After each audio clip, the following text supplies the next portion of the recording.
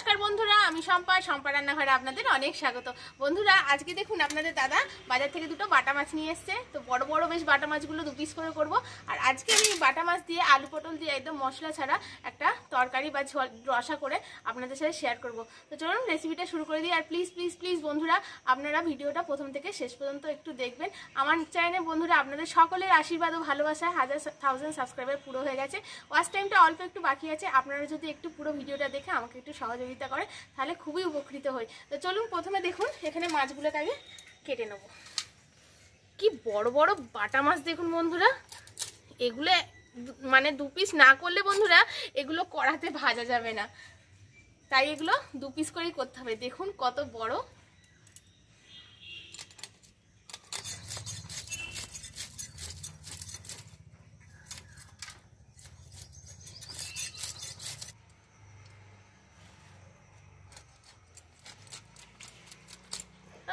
মাছগুলো দেখুন একদম জ্যান্ত বন্ধুরা। মাছগুলোকে 2 পিস করেছি, তাও মনে হচ্ছে বড় বড় পিস হয়ে গেল। দেখুন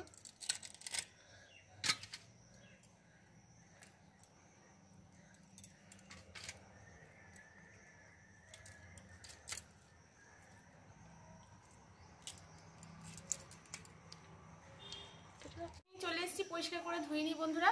আর এখানে কড়া বসিয়ে দিয়েছি উনুন জ্বালিয়ে। আর ততক্ষণ আমি এটা যতক্ষণ গরম হচ্ছে এখানে দেখুন 4খানা পটল নিয়েছি, 2টো আলু নিয়েছি, 2টো পেঁয়াজ নিয়েছি, 2টো কাঁচা লঙ্কা নিয়েছি, আর নিয়েছি 2টো টমেটো। আর এখানে বন্ধুরা আমি নিয়েছি সর্ষের তেল, হলুদ, নুন আর 5 ফোড়ন। ব্যাস এই কটা জিনিস দিয়ে বন্ধুরা আজকে এই মাছের তরকারিটা হয়ে যাবে। এই মাছের তরকারিটা খুব সিম্পল হলো বন্ধুরা, এই গরমের জন্য একদম উপযুক্ত আর খেতেও খুব সুন্দর হয়। তো চলুন প্রথমে পটলগুলো কেটে নিই।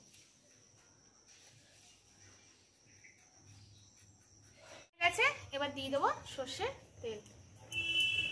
ব্যাস যেটুকুনি তেল দিলাম এতেই বন্ধুরা আমার রান্না হয়ে যাবে তরকারিটা। আর এখানে মাছের মধ্যে দিয়ে দেবো পরিমাণ মতো লবণ আর একটু হলুদ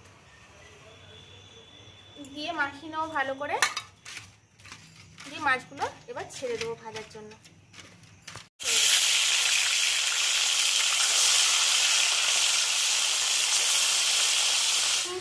আর পটলগুলো এরকম করে 4 ভাগ করে নিয়ে কেটে নেবো, এরকম লম্বা লম্বি। দেখুন বন্ধুরা পটলটা ফেটেও গেছে। এগুলোও কেটে নিয়েছি, প্রত্যেকটা পটলই আমি এরকম করে কেটে নেব।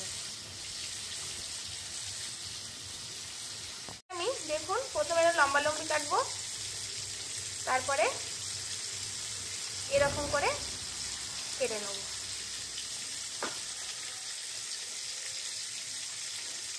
ঠিক আছে, এবার তুলে নেবো। দেবো না, দেখুন বন্ধুরা যথেষ্ট তেল আছে। আর এই তরকারিটা বেশি তেল বা মশলা তো দিতেই হয় না, নুন হলুদ ছাড়া তেলও বেশি লাগে না বন্ধুরা। এবার এর মধ্যে দিয়ে দেবো কয়েকটা 5 ফোড়ন, দিয়ে দেবো 2টো চেরা কাঁচা লঙ্কা। আর এবার পেঁয়াজগুলো দিয়ে দেবো।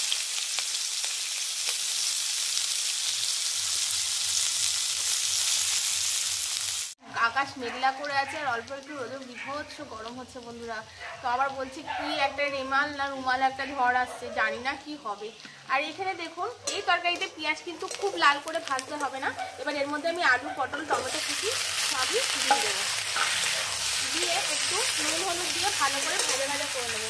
এখানে দিয়ে দেবো পরিমাণ মতো হলুদ আর দিয়ে দেবো পরিমাণ মতো লবণ। একদম তরকারিতে যতটা লবণ লাগবে পুরোটাই আমি এখানে দিয়ে দেবো। দিয়ে এবার এটাকে একটু ভাজা ভাজা করব। সবজিগুলো ভাজা ভাজা হয়ে গেছে। এবার এর মধ্যে আমি দিয়ে দেবো পরিমাণ মতো জল।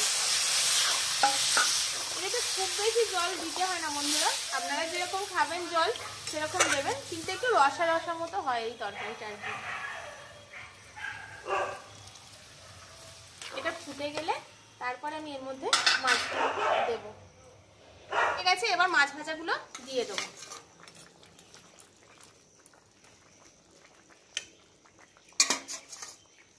এবার দিয়ে চাপা দিয়ে ফুটতে দেবো বন্ধুরা কিছুক্ষণ।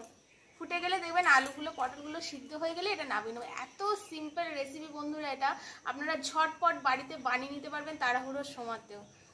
ঠিক আছে, ঝোলটা এবার খুলে দেখবো। দেখুন খুলে দেখবো আলুগুলো সিদ্ধ হয়ে গেছে কিনা। দেখুন কেটে যাচ্ছে, তার মানে আলুগুলো সিদ্ধ হয়ে গেছে, পটলগুলো কেটে যাচ্ছে, সিদ্ধ হয়ে গেছে।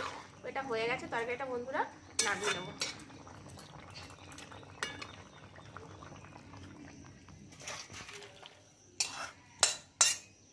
সিম্পল হলেও বন্ধুরা এই মাছের তরকারিটা খেতে কিন্তু দুর্দান্ত হয়। এরকম পদ্ধতিতে বাড়িতে বানিয়ে আপনারা খাবেন আর আমাকে কমেন্ট করে জানাবেন কিরকম হলো। নিত্য নতুন রেসিপি পেতে প্লিজ বন্ধুরা আমার চ্যানেলটিকে সাবস্ক্রাইব করে শেয়ার, লাইক, কমেন্ট করে দেবেন। পাশে থাকা বেল আইকনটা প্রেস করে রাখবেন যাতে আমাদের ভিডিও সবার আগে আপনাদের কাছে পৌঁছে যায়। যারা ফেসবুক থেকে দেখছেন তারা পেজটিকে প্লিজ ভালো লাগলে ফলো করে রাখবেন। আজকের মতো টাটা বন্ধুরা, আবার নিয়ে আসবো একটা নতুন পর্ব, নতুন রেসিপি আপনাদের সাথে শেয়ার করার জন্য। সকলে খুব ভালো থাকবেন, সুস্থ থাকবেন।